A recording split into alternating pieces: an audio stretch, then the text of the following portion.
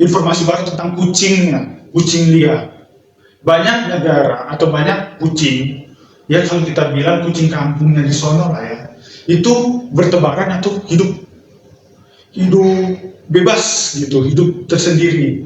Dia bisa jalan ke kota-kota atau ke daerah-daerah tertentu, tempat tertentu, nongkrong bareng sama pengunjung, yang menurut gua itu bisa diterima ya. Apalagi kita di Indonesia dengan keadaan yang cukup pelik ini, di kota-kota besar, keberadaan kucing atau anjing yang liar itu cukup dianggap menjadi hama atau pengganggu di lingkungan. Kalau di sana nggak diterima. Kita lihat dari sejarahnya dulu. Kenapa nih kucing bisa hidup diterima di lingkungan masyarakat di di wilayah Turki.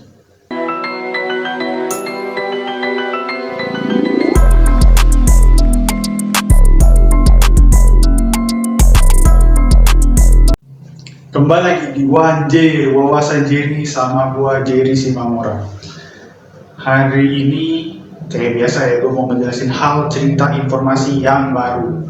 Kali ini gue mau ngebahas yang bahagia-bahagia, yang hobi-hobi aja, yang suka-suka aja. Di sini pasti gue percaya penonton gue banyak nih, pecinta-pecinta atau penyuka-penyuka hewan peliharaan. Dan ini cukup hewan peliharaan mainstream. Khususnya ini gue mau ngebahas tentang kucing ya, kucing yang cukup besar atau populasi kucing yang cukup tinggi di satu negara. Nah, pasti teman-teman cat lovers nih paham yang gue bahas negara mana. Ya, tepat sekali Turki. Turki di negara yang posisi secara geografisnya terletak dua benua ya. Kalau Ankara di Eropa, Istanbul di Asia, gitu lah patokannya. Jadi antara Eropa dan Asia ini Turki posisinya nih. Ini punya banyak daya tarik ya. Kalau misalnya daya tariknya mereka itu mungkin kerajaan peninggalan Ottoman, negara dengan kerajaan Islam cukup besar. Siapa yang nggak tahu tentang Ottoman Empire dengan kekuasaannya yang bisa sampai ke negeri Andalusia di Spanyol sana dan melawan dengan kekuatan Konstantinopel juga di daerah sana, atau mungkin daerah-daerah yang cukup kalau dari Turki yang cukup romantis yang sempat viral di kita, yang itu nama kotanya Kapadokia. Nah, itu yang dengan festival balon udara yang cukup terkenal. Nah, di Turki ini, di luar dari dengan kemegahan yang ditinggalkan dari kerajaannya ataupun alamnya, ini gue juga punya informasi baru tentang kucing liar. Banyak negara atau banyak kucing, ya kalau kita bilang kucing kampungnya di sono lah ya, itu bertebaran atau hidup bebas gitu, hidup tersendiri. Dia bisa jalan ke kota-kota atau ke daerah-daerah tertentu, tempat tertentu, nongkrong bareng sama pengunjung, yang menurut gua itu bisa diterima ya. Apalagi kita di Indonesia dengan keadaan yang cukup pelik ini, di kota-kota besar, keberadaan kucing atau anjing yang liar itu cukup dianggap menjadi hama atau pengganggu di lingkungan. Kalau di sana nggak diterima. Kita lihat dari sejarahnya dulu. Kenapa nih kucing bisa hidup diterima di lingkungan masyarakat di di wilayah Turki. Yang pertama sejarahnya dulu. Jadi di zaman Konstantinopel ini dulu bukan sebelum Ottoman kali ya, Konstantinopel ini kucing ini sengaja dibawa ke daerah Turki karena alasannya biar dia bisa melawan tikus sebagai hewan penggerak. Kita tahu sendiri tikus ini cukup mengganggu, semuanya digasak sama dia.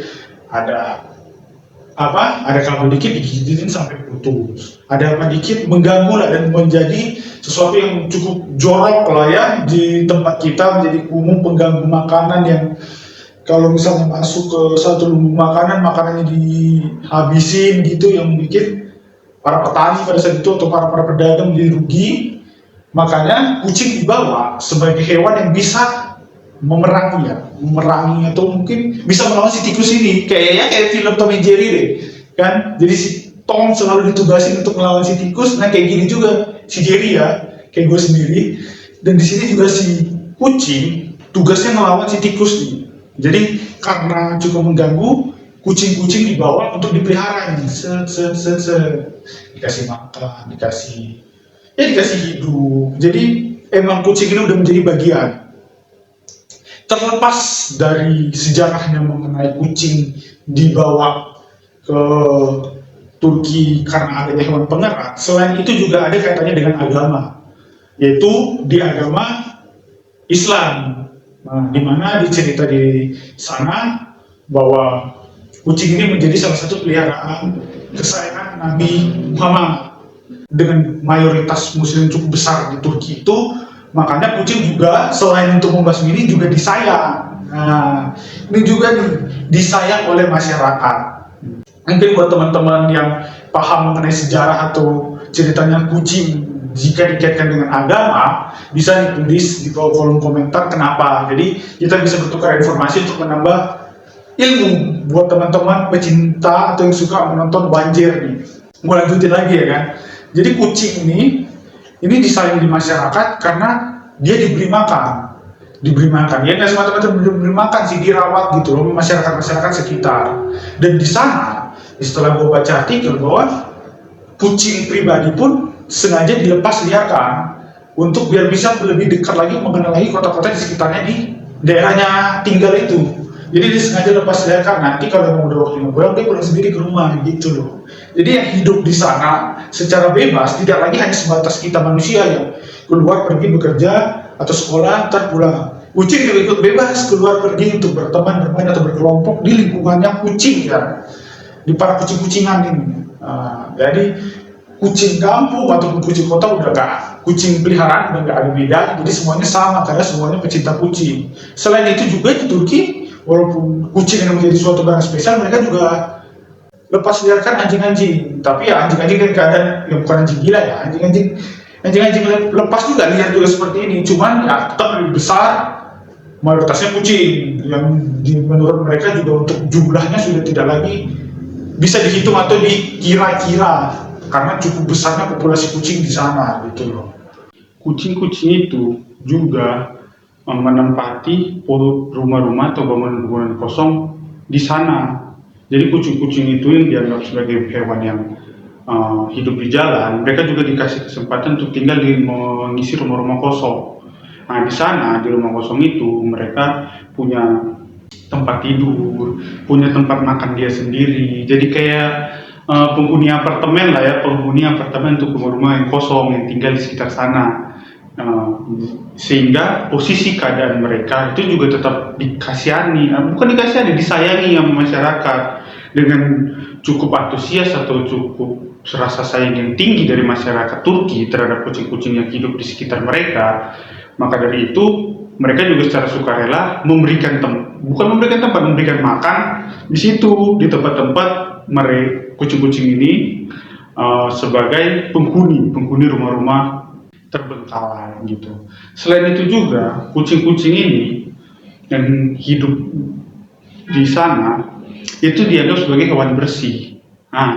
Karena mungkin kucing ini punya bulu yang halus dan warna yang cukup menarik ya, apalagi warna-warnanya kucing ini biasa warna-warna terang.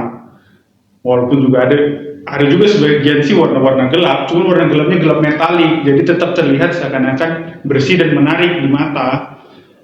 Posisi mereka ini makanya masyarakat juga semakin sayang karena dianggap sebagai hewan bersih. Apalagi kebiasaan kucing ya kan, setiap dalam kelompok atau keadaan tertentunya mereka suka menjilati tangan mereka gitu kan. Itu juga yang membantu mereka dianggap sebagai hewan-hewan bersih atau hewan yang cukup mantap lah ya, cukup bersih. Dan kehebatan mereka seperti yang gue jelaskan tentang bisa beradaptasi di lingkungan kota besar seperti gue ulangin lagi saat ini, itu benar-benar sangat membantu banget sih. Kebiasaan mereka yang bersih, gue ulangin ya, mencari kebiasaan mereka yang bersih, hidupnya juga disayangi masyarakat, yang keempat juga sebagai hewan yang pandai beradaptasi, itu juga yang bisa memenuhi kapasitas atau banyaknya kucing di daerah-daerah Turki. Di sini gue mau ngejelasin bahwa kucing ini adalah suatu hewan yang spesial di Turki dengan segala ceritanya, dengan segala sejarahnya.